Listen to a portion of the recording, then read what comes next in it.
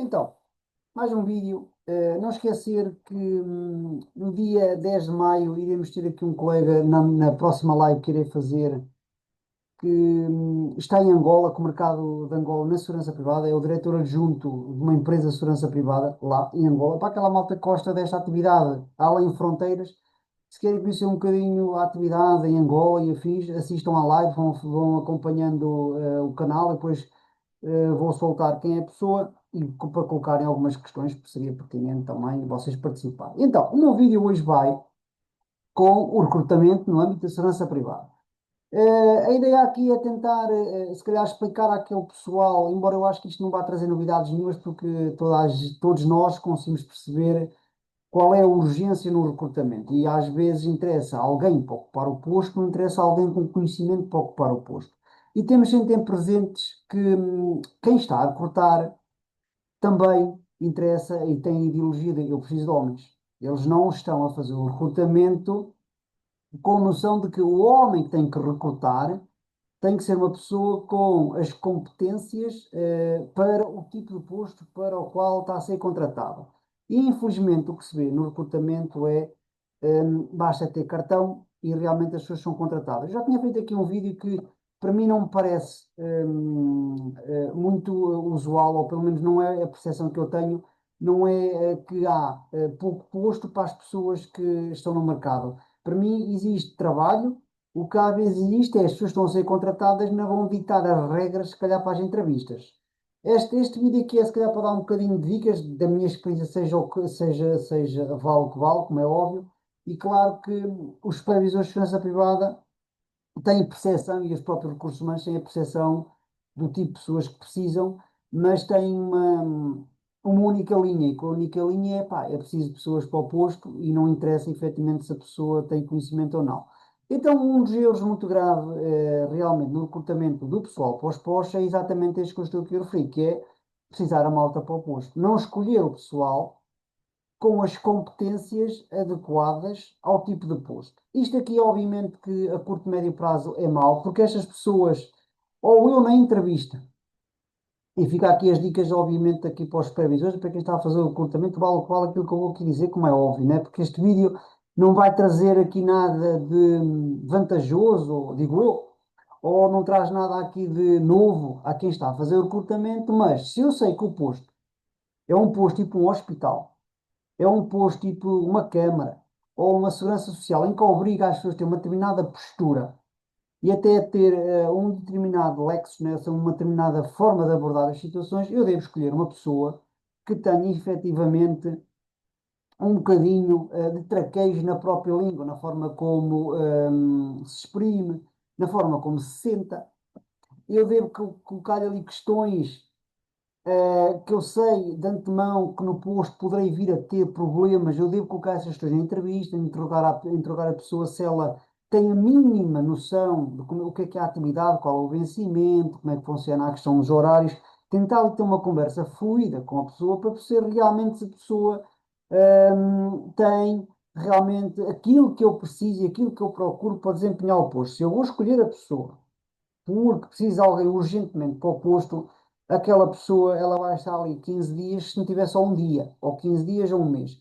Se não tiver só um dia, porquê? Porque eu explico uma coisa, depois em contexto de entrevista, ele vai-me chegar ao terreno, não se vai adaptar e se calhar até vai embora na primeira manhã.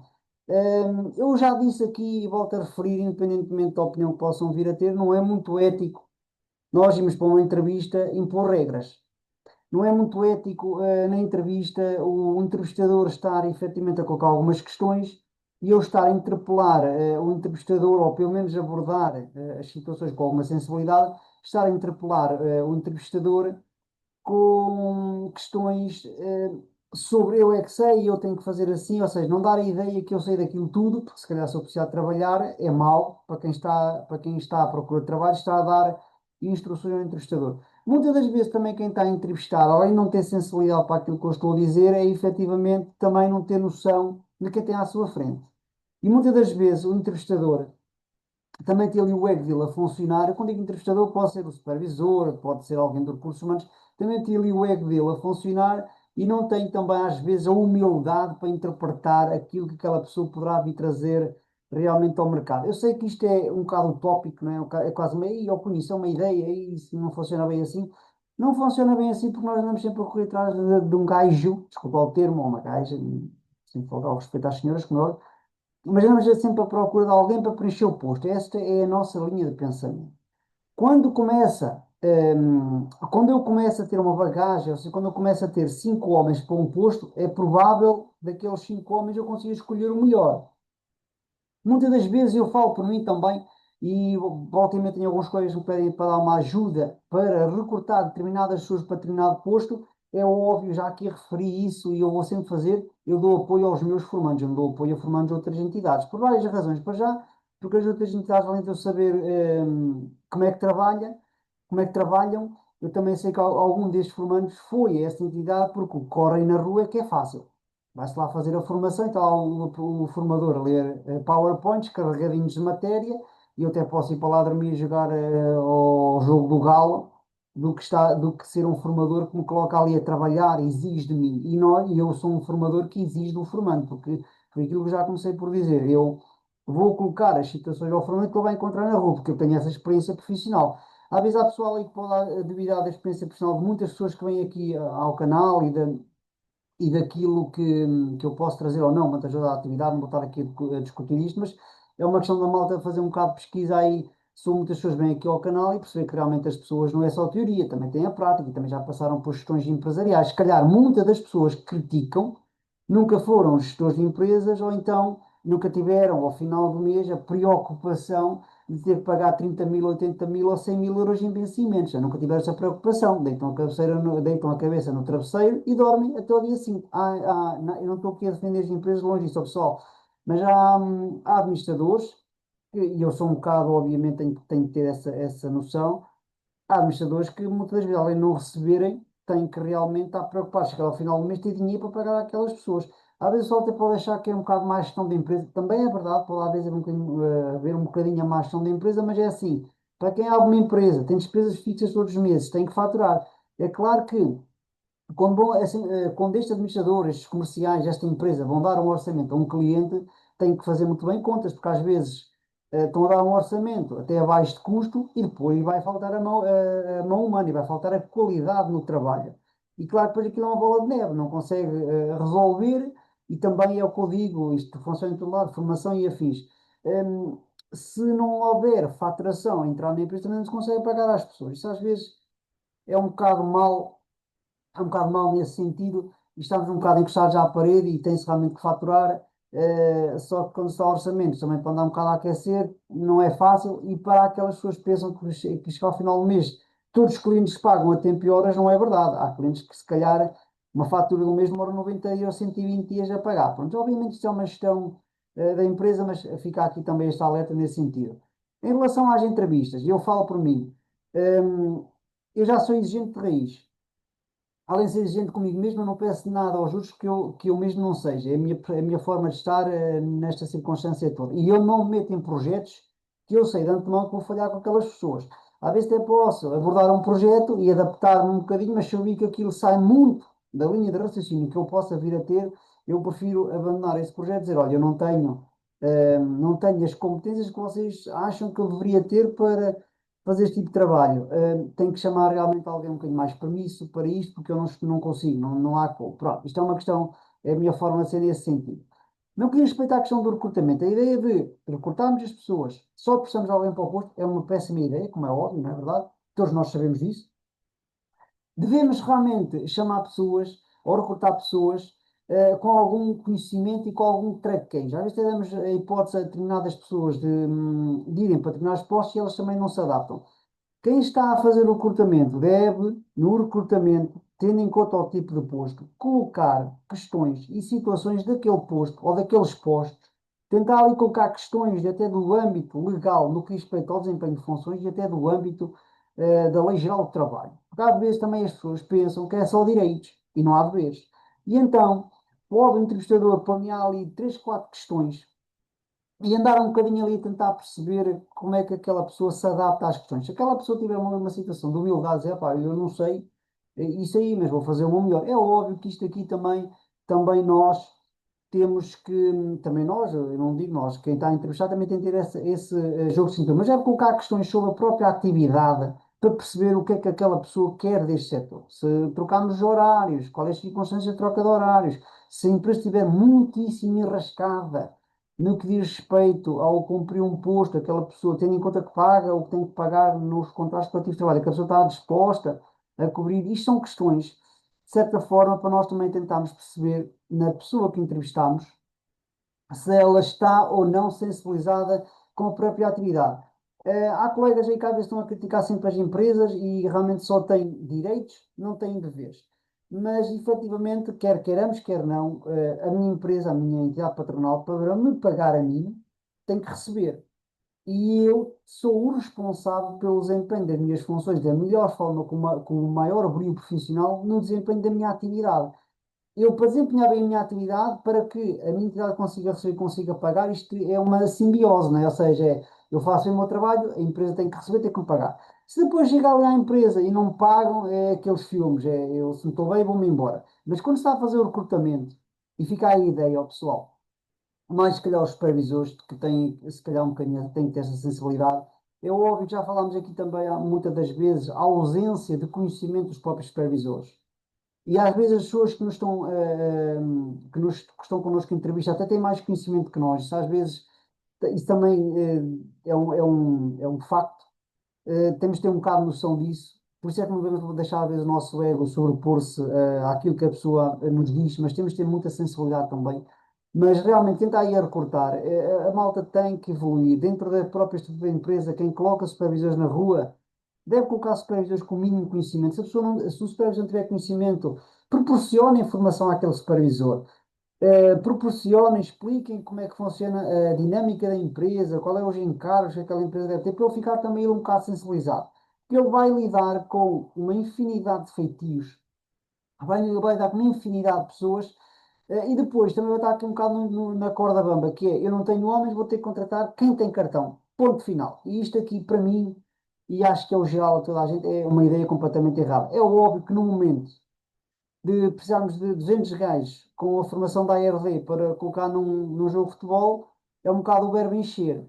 Eu, para mim, colocar esta linha de pensamento nisto aqui de verbo encher, que é preciso de gajos para a listagem, isso para mim é muito mau, porque não há qualidade de serviço. Compreendo efetivamente que tem que se ter pessoas, mas as próprias pessoas, quando são recrutadas, há que ter um bocado de noção quando se faz o recrutamento. Se estivermos a recrutar as pessoas baseados com a ideia de que precisa alguém apenas com cartão, depois temos os comportamentos que vemos por aí fora e por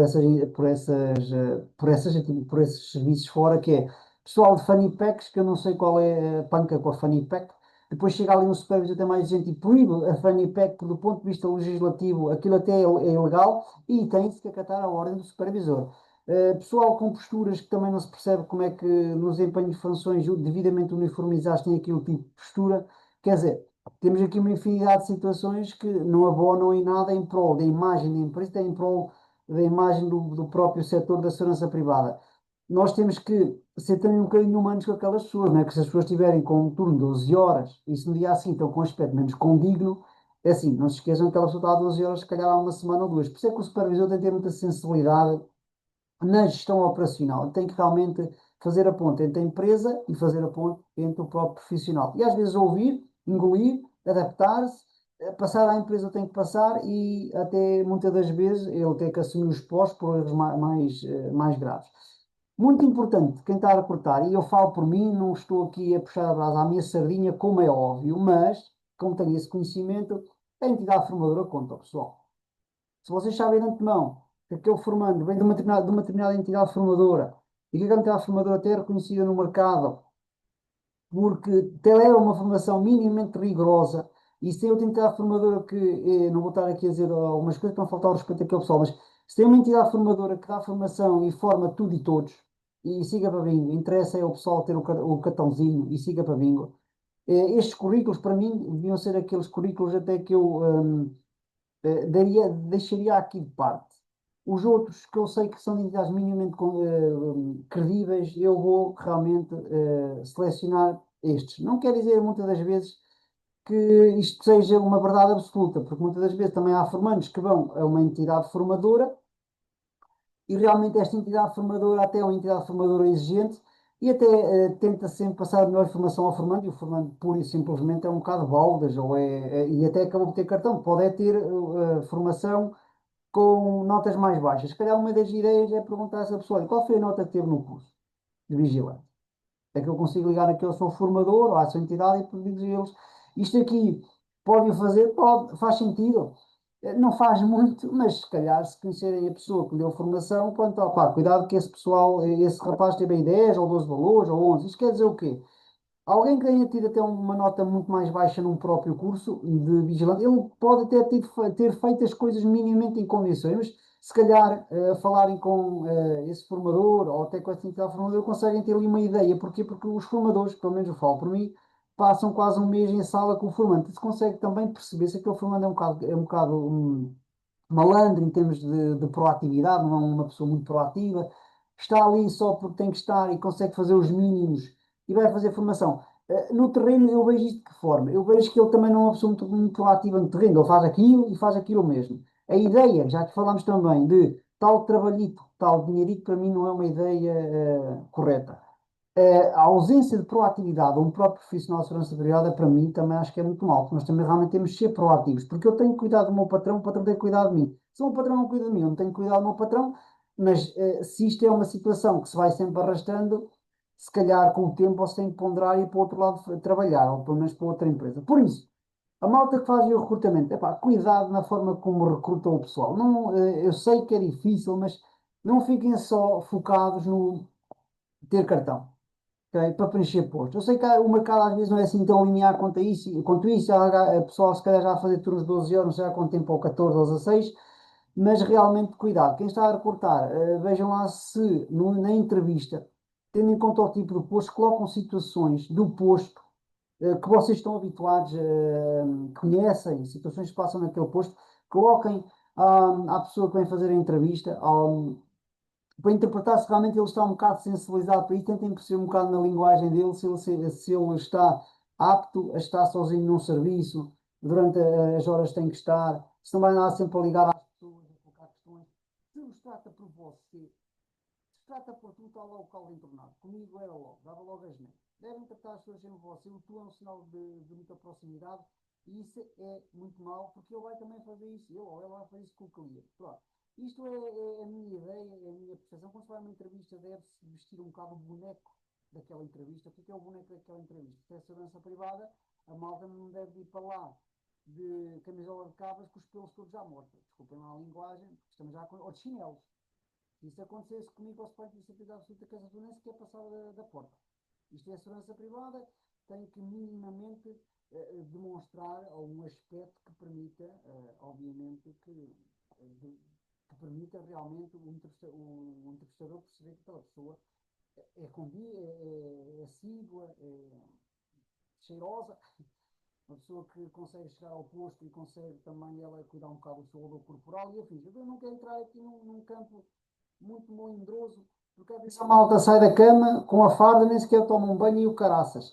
E saem da farda, saem da cama e vestem e só trocam o pijama pela farda. É quase a mesma coisa. Nem sequer escolam botas, nada disso. Siga para vinho e depois dá a asneira. Pronto. Fica aqui um alerta em relação à questão do recrutamento. Cuidado com o pessoal que está agora a aparecer aí no mercado, que não fala a língua de Camões. É muito mau, isso é pessimamente mau. Porque as pessoas vão para uma situação complicada, vão colocar as pessoas numa portaria, eles não percebem aquilo que lhes é pedido a curto, médio prazo, dá asneira. Há situações, e eu conheço, de chegarem os supervisores a determinados locais e alguma malta que não fala a língua de Camões estar a dormir junto à senhora da recepção. É ridículo, pá, desculpem lá, acho que não faz sentido nenhum e é mau isso. Como é que convém tratar primeiro dos velhinhos, que os nossos velhinhos é que seguram esta porcaria toda. Os novos, esta malta mais nova, lembre-se, nós com 20 anos, o que é que nós queríamos? Era fora o bodó, não é? Embora tivessem mais responsabilidades que esta malta mais nova. Mas se vocês vão contratar pessoal de 19, 20, 21, 22 anos, ou moldam aquela malta, ou então depois é só vícios, depois daqui a nada um vai com o brinco, o outro já vai com a argola, depois um vai com o argolão, outros vai com o pneu do caminhão na orelha. Eu não estou aqui a dizer que não possam fazer isso. Para mim, os brincos está fora de questão na atividade de responsabilidade. Mas, epá, eu tenho tatuagens, só que a malta hoje em dia começa a fazer tatuagens cada vez mais cedo e faz tatuagens um bocado fora do contexto. Mas tem-se de ter aqui um bocado de cuidado, não estou a dizer para não darem com tatuagens, mas foge um bocadinho ao boneco que é a segurança privada. Por isso o recrutamento é importante, está bem? Se eu falo por mim, sem sala, eu tento às vezes, eu falo por mim, sem sala, eu tento às vezes passar o que é a atividade de segurança privada, não passar só a teoria, passar também a prática, que isto não é só doces, né? Também tem estas questões que às vezes acontece, um adormecer e nós temos que ficar mais 14 a 6 horas, ou ficamos 14 a 6 horas no serviço. Isto tem-se que perceber e tem-se que sensibilizar também as pessoas que estão a ser entrevistadas. Se vocês vão fazer o recrutamento na ideia de que basta ter cartão, depois chegamos aí aos jogos de futebol, ou chegamos às portarias e vemos muitas das vezes a vergonha que é aquilo. Porquê? Porque as pessoas estão ali, não sabem o que é aquilo, não sabem o que é um contexto de desporto, estão a ter uma ação que veem os outros a fazer, ninguém lhes vai explicar, ninguém os acompanha a explicar como é que ele é feito. Quando a formação que eles fizeram foi no mínimo medíocre, eu não vou dizer deficiente, vou dizer mesmo medíocre, porque há formações que atualmente são mesmo medíocres, ok? Às vezes escolhe-se realmente os centros de formação porque é mais barato, também porque é mais barato. E muitas das vezes não é porque é mais barato, que isso é que me deixa aqui mesmo marado da cabeça. Não é porque é mais barato, é porque é mais fácil. É mais fácil no sentido de a formação ser uma coisa banal. Tem que aparecer nas aulas e isso eles têm que cumprir a carga horária, mas qualidade de formação zero. E isso é que é mau, está bem? O meu abraço, espero não ter alongado muito neste meu vídeo. Cuidado com o recrutamento, ou senhores recrutadores, senhores supervisores. Não coloquem pessoal nos postos que vocês vejam que a curto e médio prazo vão dar problemas, porque vocês podem resolver o problema durante um mês, passado 3 meses vão ter outro problema, vão ter que arranjar outra pessoa para substituir aquela. E correm sempre o risco de aquela pessoa ir trabalhar amanhã, além de ficar com o uniforme, além da questão de ter que assinar contrato, ser comunicado ao CIGESP, não sei o quê, se calhar ela vai embora e depois vocês já perdem. Foi o tempo todo perdendo com ela, foi se calhar o uniforme que foi à vida, ou seja, temos aqui uma série de situações que não é nada fácil para o pessoal gerir, está bem? O meu abraço e qualquer coisa é só entrar em contato. Não esqueçam da nossa live no dia 10 de maio com aquele colega de Angola, está bem? Grande abraço.